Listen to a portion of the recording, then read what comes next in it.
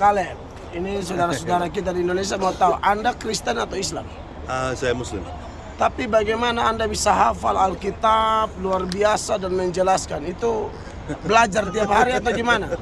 Tiap hari belajar dan cari dan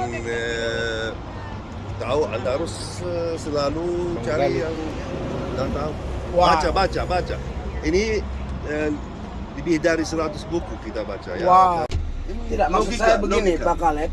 Ada beberapa oknum ya orang Muslim belajar Alkitab untuk menyerang Kristen, tapi Anda tidak.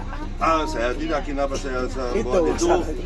Kalau Allah mau kasih kamu ikut sini, Anda ikut sini. Anda mau Allah ikut sini, tidak dipaksa, Pak. Oke, luar Ini biasa. tidak dipaksa. Terima kasih Kaleb, luar biasa. Keren dia.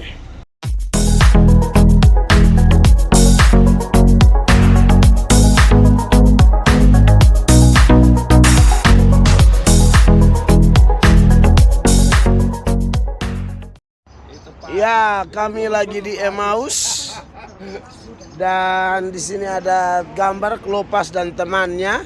Siapa mau jadi teman Klopas harus keluar kepala ya. Karena di Alkitab tidak catat temannya siapa, maka sengaja dikosongkan supaya bisa jadi tempat di mana orang bisa menunjukkan seolah-olah itu tempat Klopas, temannya. Ya, ya. Jadi ini adalah Emmaus, di mana Klopas dan saudaranya atau temannya dengan segala keputusasaan dari Yerusalem menuju ke Emmaus. Tapi mereka tidak sampai ke Emmaus ya, hanya di tengah jalan ya. Saya baca ayatnya dulu.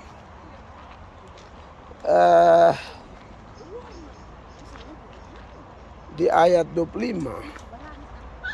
Ya, iya, kita masih di sekitar Emmaus, di mana Klopas dan temannya kemudian didatangi oleh Yesus, dan Tuhan Yesus menjelaskan kitab suci kepada mereka. Ya, banyak hal di dalam teks Lukas 24 itu ya, mulai ayat 13 ya. Khususnya di ayat 27 dikatakan lalu ia menjelaskan kepada mereka apa yang tertulis tentang dia ya dalam seluruh kitab suci, mulai dari kitab-kitab Musa dan segala kitab nabi-nabi. Artinya bahwa Yesus adalah sentral dari seluruh pemberitaan nabi-nabi. Ya, itu baru perjanjian lama. Perjanjian baru sudah pasti ya. Dan kita ada di satu gereja reruntuhan, salah satu gereja di Emmaus, saudara-saudara ya.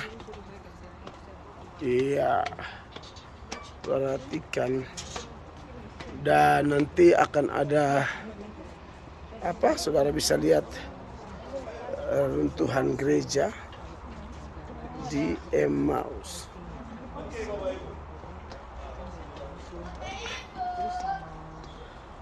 Anda bisa dengar sedikit penjelasan.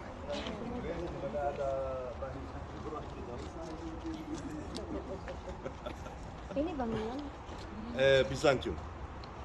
Ini bukan, ini sisa dari gereja yang pertama didirikan di sini di Emmaus, tapi Nicopolis. Nicopolis ini diambil untuk menghormati waktu Vespasian melawan terhadap Yahudi pada tahun 66 sampai 68. Nanti dia dipanggil oleh orang Romawi jadi kaisar di Roma. Dikasih anaknya Titus jadi jenderal di sini, tiba ke Yerusalem. Tapi dia dapat jaya di sini, kemenangan. Ya, di antara orang Yahudi dan nanti itu. Tapi sebelumnya Yehuda Hamakabi. Yehuda Hamakabi dapat jaya di antara orang Yunani di sini, dan dari sini dia pergi ke Yerusalem dan dia membersihkan Bait Allah dari sisa-sisa agama berhala. Masalahnya patung Zeus diusir dan dihancurkan. Semua hal-hal yang di sana, babi dan darahnya dan lainnya diusir, dibersihkan bait Allah dari semua itu, dan dia menemukan dalam kaki dia itu yang dengan 7 caban, dia menemukan minyak zaitun yang menyala cukup untuk 1 hari, lanjut selama 8 hari. Jadi ini pesta terang buat mereka, Hanukkah. Hanukkah namanya, tapi ini bukan religius. Walaupun semua ceritanya religius, tapi tidak religius karena belum disuruh oleh Allah dalam buku Musa. Faham?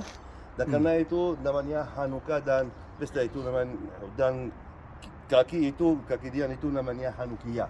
Berbeda dengan disuruh Allah di padang gurun Sinai untuk Musa, ditempatkan di mana tabut perjanjian itu dan kemah suci.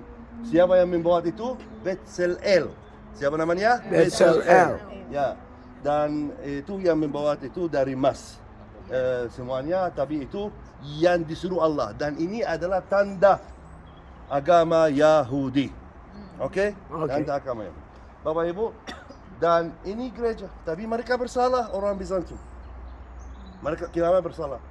Karena kalau mereka membaca Injil, dan Anda akan baca Injil waktu kita di BES, pasal 24 Lukas dari ayat 13, Anda akan faham jaraknya mereka jalan ke Emmaus. Saya sudah menjelaskan itu. Betul. Cukup dibacakan, Anda akan faham. Ini tidak bisa mereka kembali dari sini ke sana ini. Demikian sekarang, seperti ini. Lihat, masih ada tiang, tapi ini mereka duduk mau makan. Ini waktu Yahudi doa malam. Mereka duduk dan dia memberkati, dia mengenal dia hilang, mereka bulan. 1 jam dalam bus kita tiba sudah gelap. Kita ke bus, ya. Kita contoh ini. Ayo. Tapi ini 30 km. Jauh. Harus saya ditunjuk mana tempat yang asli. Harus berada. Ayo, kita, dan ini sisa Bizantium, nanti gereja didirikan ini pada waktu Perang Salib. Lagi, Perang Salib yang mendirikan 4 gereja sini.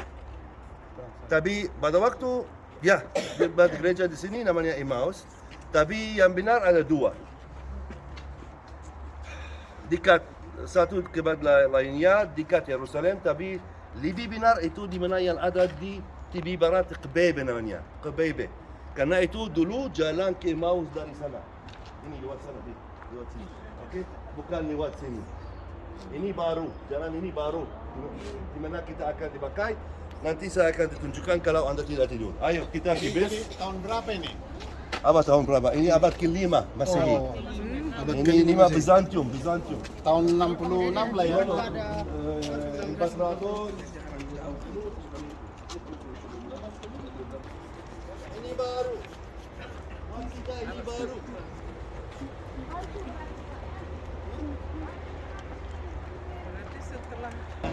Ya, lanjut.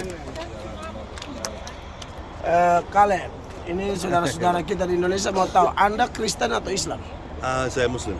Tapi bagaimana Anda bisa hafal Alkitab luar biasa dan menjelaskan? Itu belajar tiap hari atau gimana?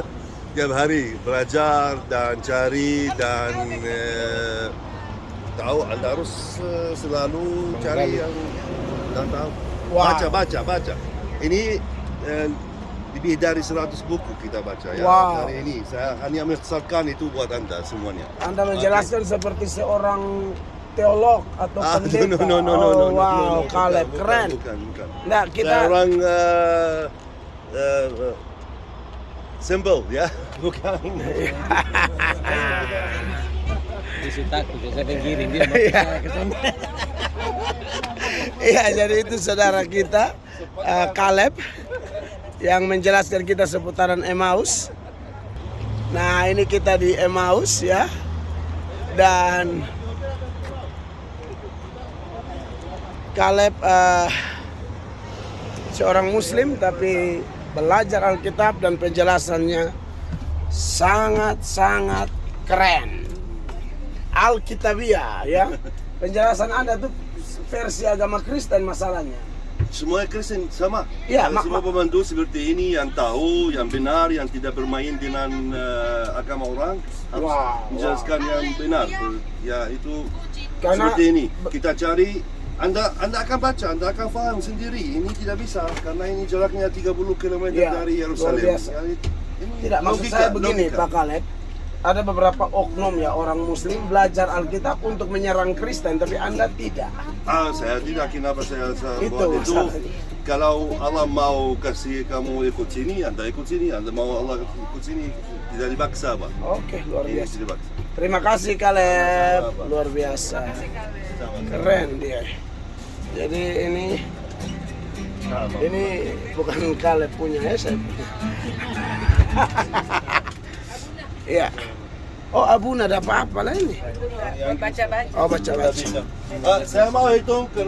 Iya, jadi saudara-saudara itu yang bikin saya dan teman-teman senang sekali bahwa kami tour guide-nya orang Muslim, tapi seorang yang sangat Hitung 1, 2. apa ya, menghargai. Dia belajar Kristen untuk menjelaskannya versi Kristen. Nah, harusnya begitu tuh.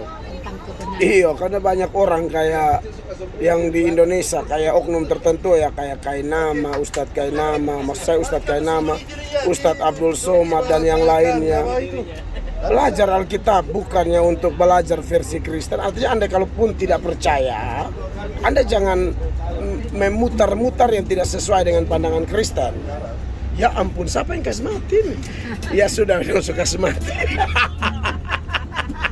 Oke, sampai di sini ya, kegelapan telah menutupi bumi. Haleluya.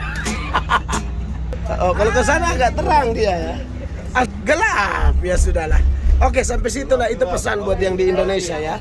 Kalau belajar agama orang tolong hargai. God bless.